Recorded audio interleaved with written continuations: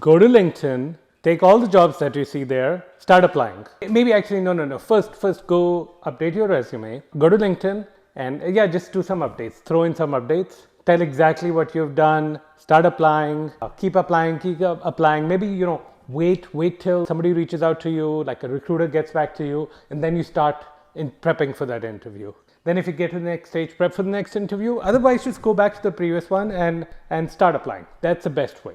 Okay, that is what not to do when you want to land a product management job here in 2023 and 2024, when the market's tough, where every single job is getting 500,000 applicants, and we're the most sought after jobs. Oh, forget about those. You are in trouble if you're trying to land those. So what would I do if I wanted to land that awesome product management role in 2024? Take the entire roadmap from me right here. Okay, listen, I've helped 500 plus product managers land their new dream product management role. And on average, our clients get somewhere between 35% to 85% increase. They land the job within 3 to 6 months. That's just averages. There have been people who've doubled or tripled their compensation. It's just like been through a whole bunch of it. At the same time, I've been a product manager at Google for 4 years. I've probably conducted 100 plus interviews, and I've been head of product at 3 different startups. So I know what's going on in the market. I'm not a creator who's just going and creating content on YouTube. I'm learning from all these people I'm coaching, and I know exactly what's working for them and what's not working for them. So it's worth it for you to listen to me. So let's get going. If I were starting my job search in 2024, this is exactly what I will do. And by the way, if you stick around till the end, there's a bonus for all the people who are interested in their job being the next level job. Not just 20% better than their current job, but really the next level job.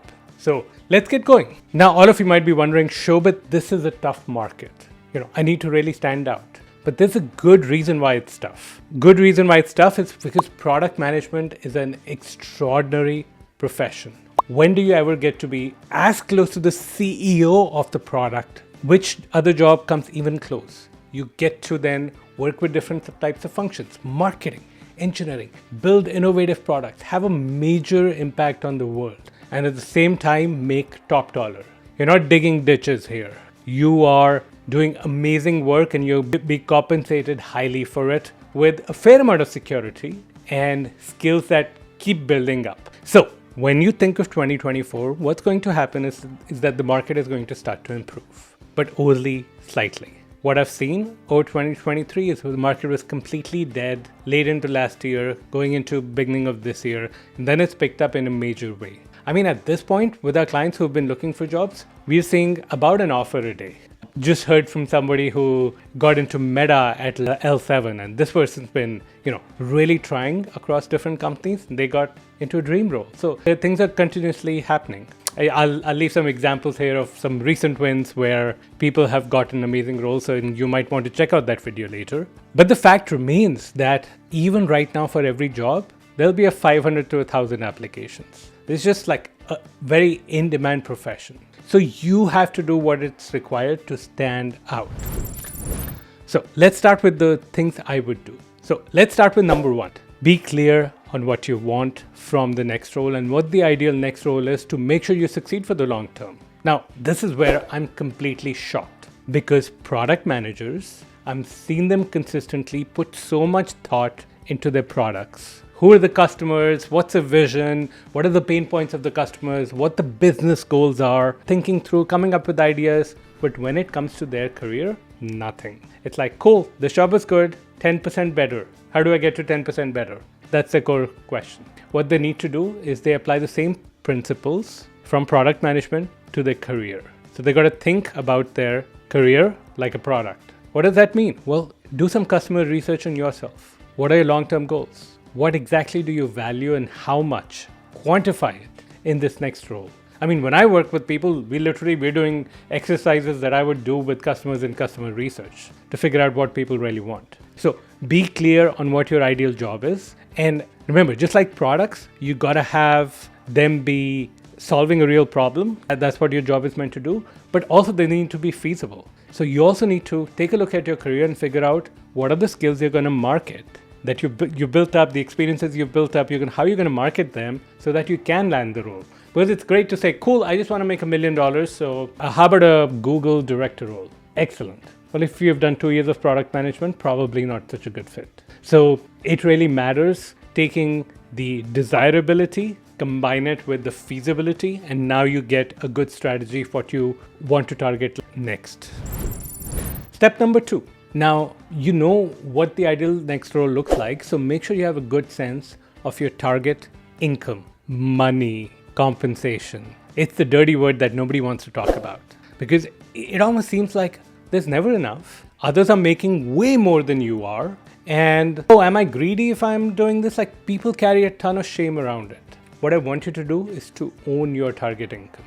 Get a real valuation of how much you could be making, whether that's in terms of base, bonus, stock units, stock options, whether you value predictable income versus okay with a huge upside potential, like all those kind of things you need to figure out and need to understand what it is that you're going for. Now, here's the deal. Most people, they start from their current income. They say, cool, I am making 180,000. So if my next job I made 200,000, that's amazing. That's 20K more. I mean, I don't even know what I'll do with 20K. While they could have begun with, okay, what is the market ready to pay for my skill set? 300, 350, 400. And remember, you're talking about total compensation numbers. Side mistake, a lot of people over fixate on the base and they miss out on stock units, which a lot of large companies pay in ample amounts. And sometimes they're easier to negotiate. And I mean, just thinking of like Google levels, right? Like L4 versus L5, it's a difference of 250,000 or 270,000 versus 500,000. Okay, current numbers. But the difference in base is 60K. All the difference is coming from more stock units. So if you're blind to that, you don't understand how compensation works in startups, in large companies, you're going to be missing out a whole sense of that. So get a real good sense of what you're worth and what your target income should be for this role. That's the second thing I would do. Okay, then step number 3 is I set my target role. Okay, I have a good sense of my income. I know my previous skills. I know what I want. Your previous experiences and skills and domain knowledge that you bring, plus what you want, will give you your target levels, your target roles, your target companies. Determine that upfront. Don't go to LinkedIn and start to look for jobs. Because if you did, it's just like, hey, what's available right now? Well, there's a whole bunch of things. There's often hidden jobs which are not available anywhere. And maybe you need to like find other ways of finding them. We have a few that we teach in intentional job search. So have that determination upfront. So now you know what your target levels are. Number 4, the thing I would do is build my belief that I deserve that target level. In fact, you should have a belief that you already have that. Wow, Shobhit, you're talking crazy now. What do you mean I already have that? I don't. That is why I'm looking for the job. Yep, but maybe in a parallel universe, you have it. The more you believe that, hey, I've already gotten what I needed to achieve, now I'm just going through the process of actually having it manifest, the more it becomes like familiar. This is just what I do. This is just what I am. I mean, it's sort of like, you own a car. I own a Tesla Model Y, which I love. I'm a fanboy for sure. Not of Elon, but just of Tesla. But here's the deal.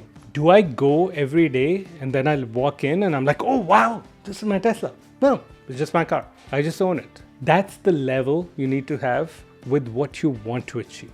Now, I know this is a complex topic, so I won't be able to do justice here. But building a belief that you absolutely deserve it, it's happening, it's inevitable, is critical because that determines how confident you will be in the interviews. And that confidence, just as important as competence in landing that role. You know, people say that I will believe it when I see it. You know what people should say? I will see it when I believe it. It's only when you believe it, it is going to appear, and that's when you're going to get it. Step number 5, build your strategic narrative. What does that mean? This is your script. This is going through your career and finding out what are the stories you want to tell and stitching those just like you would, when you create a movie, you create a script. So movie is going to come later in terms of interviews and whatnot, but you got to script things out. And that script should basically be a movie that showcases why you're the perfect fit for the kind of role you want to go to. Now, this is one of the fundamental mistakes where people begin with interview questions first. Interview questions come later. You got to begin with an overall script of why you're a good fit, and then you can choose from that and answer many different kinds of interview questions. So don't do things backwards. Build out your script first, build out your narrative first. Now, this is one of the core challenges we solve through working with people in intentional job search program. And even there, I see such a tendency of people just want to start with their resume first. No, the resume is a byproduct. The narrative is what you need first. Now, if you're enjoying this video so far, make sure you hit subscribe so that you see fewer cat videos, more videos relevant to product management, my channel, and I also have some cats that you can watch. Now next, number 6, you create your marketing materials. What are your marketing materials? Well, your resume, your LinkedIn, the answers you're going to give to different types of interview questions, whether it's product design, strategy, metrics and analytics, behavioral, leadership, system design, those go on. So you prep those. And what's critical is you need to have these ready at the level you're targeting. When people move from one FANG company to another, let's say Google to Meta, what I've heard over and over again is that it's almost impossible to move from one level to a higher level at another company. Let's say L6 at Google to L7 at Meta. But we've done it many, many times. We've helped our clients get it many, many times. Why? Because the level of their answers was at the L7 level, even though they weren't at the L7 level in their previous job. That is the critical thing. So all your marketing materials, resume, LinkedIn and everything should be tailored to the right level at which you are applying for. Number 7, don't apply online. Build and activate your network. I pride myself on having a very strong network, but really where this network first got built was when I was looking for my first product management job. I'm in touch with tons of people who did not hire me then. In fact, I'll tell you a story. One of my, maybe the second job, I interviewed with someone and the company rejected me. And this person is now currently a student in the program. And he was honest. He said the reason why we didn't hire you was you were too overqualified, but we knew you were going to make it big. And then right now I get to coach this person and they are at the cusp of just landing some extraordinary next step in their career. And it's like, so cool. I'm looking for a job, but I'm still building my network. It was so much fun. But coming back to it, look, here's the thing. Applying online, we know doesn't work even with the best resumes because it's like 500 resumes. How would somebody pick?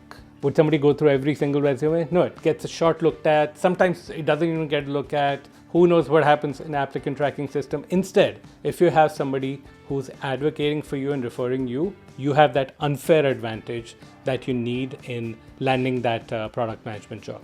So the best thing you can do is activate your own network and leverage your own network because there's people out there that you've worked with who want to help you.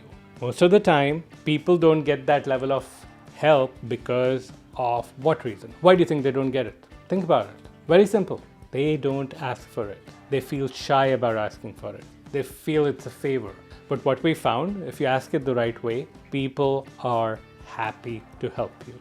I've even had many friends, many students who all they did was ask their network for this thing. They got like 7-8 jobs to apply to where people submitted resume. They interviewed 3 places. They were done. They got their ideal role. No matter how strong or weak your network is, you are probably not leveraging it enough. Okay, number 8. We're getting to the end point. Now you start interviewing. You always interview with the goal of improving.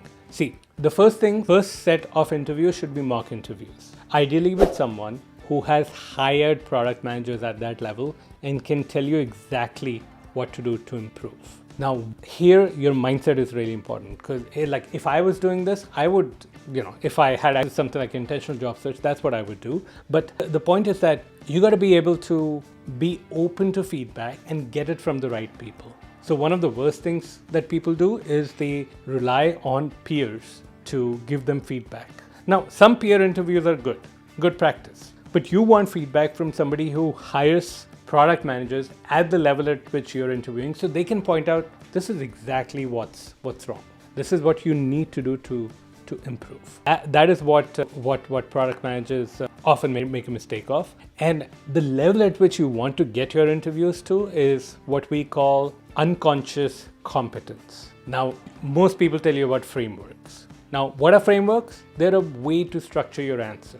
In some sense, they're a crutch. Where you want to get to is the framework's kind of there in the background, but you're not reliant on it. You're so good at that type of interview that you can just like nail it and you can change the framework around. I mean, this is like, anybody who plays a musical instrument. Initially, they're like following the notes, they're doing exactly that. And then they're so good, they start to improvise, Jazz musicians, they come up with something new every time they play. That's the level at which you need to get to for interviews if you want to get to that next level role. If you want to just stay at your current level, whatever, doesn't matter.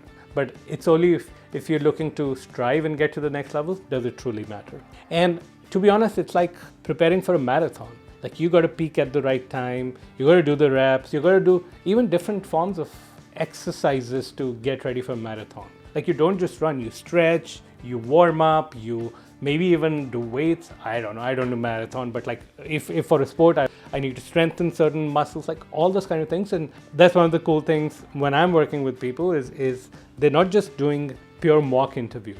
They are doing group sessions, written exercises, all different ways to be ready for the interview and to maximize their time and use different access points.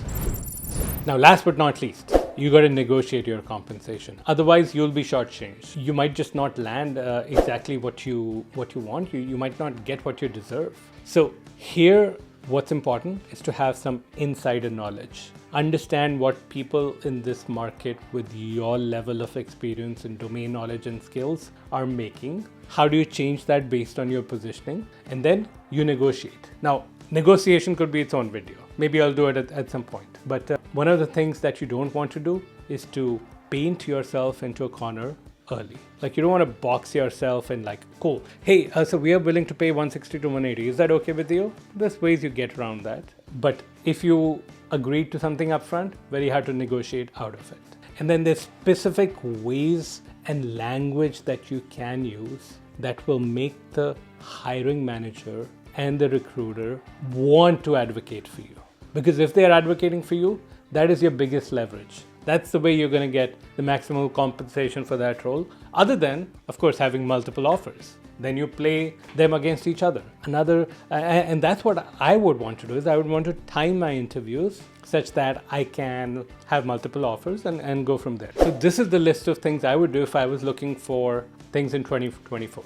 Be clear on what you want, know what you're worth, set your target role appropriately based on what you're worth and what you want and what you bring to the table.